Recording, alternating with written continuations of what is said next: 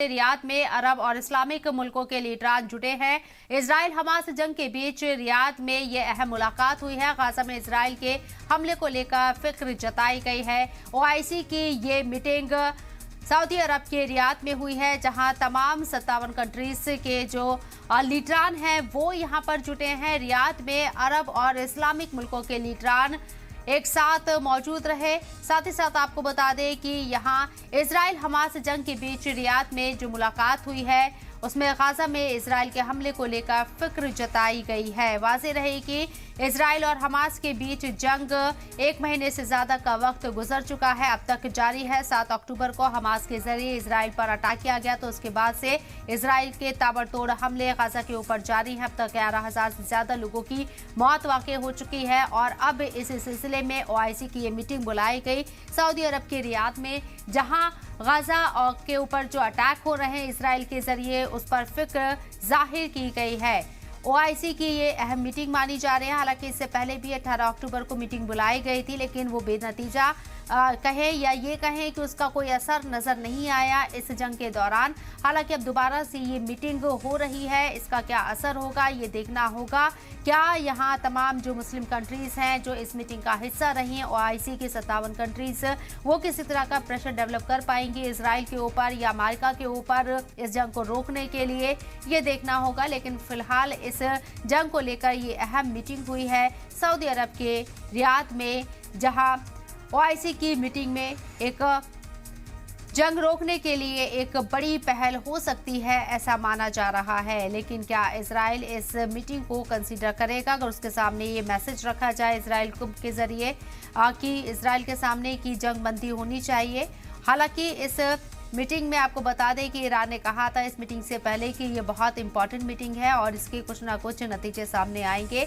OIC क्या एक अहम किरदार अदा कर सकता है इस जंग को रोकने में, ये देखना होगा। हालांकि अब तक आपको बताएं कि 7 अक्टूबर से ये जंग जारी है और लगातार फिलिस्तीन के ऊपर अटैक इजराइल कर रहा है।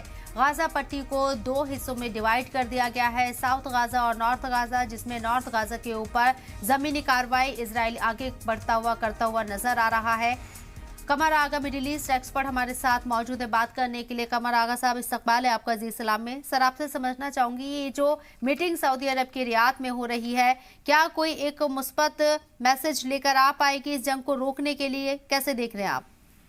देखिए, इसके अंदर उम्मीद तो इसी बात की जा रही है और सऊदी अरेबिया ने काफी कोशिश भी की है इस बात की, और पहले भी उन्हीं ने स्टेटमेंट दे दिया जंग के रोकने के लिए। खासतौर से सऊदी क्राउन प्रिंस मोहम्मद बिन सलमान ने। लेकिन ये है कि कुछ देश जो है वो कुछ इनमें जो क्लॉजेस हैं उस पर डिसएग्रीमेंट है। बाकी जिसमें कि ये कहा गया है कि रिश्ते तोड़ने चाहिए, एम्बेसडर बुलाने चाहिए और इजराइल से सारे हर किस्म के ताल्लुकात खत्म कर देने चाहिए सब अरब इस्लामिक देशों को। इसमें से कुछ क्लॉजेस को लेके डिफरेंसेस अभी बने हुए हैं। अरब लीग में भी जाहिर सी बात है कि वो इस्लामिक कॉन्फ्रेंस ऑर्गेनाइजेशन में भी नजर आएंगे। लेकिन ये है कि हमें इंतजार करना चाहिए कल तक का, देखना चाहिए। शायद हो सकता है कि अभी बातचीत चल रही हो, कुछ कंप्रोमाइज रेजोल्यूशन आ जाए ड्राफ्ट और उसको पास हो जाए। इसी बात की कोशिश उम्मीद करनी चाहिए हमें। दूसरी बात ये कि एक अच्छी बात ये है कि इतनी बड़ी कॉन्फ्रेंस हो रही है, इतने लोग वहाँ पे रियाद में इस वक्त इकट्ठा हैं। ज़्यादातर इस्लामिक देश के जो सरबराह हैं वो सभी मौजूद हैं वहाँ पे, और एक सॉलिडारिटी मैसेज तो सब ने दिया ही है, इसीलिए सब वहाँ पे आ भी गए हैं।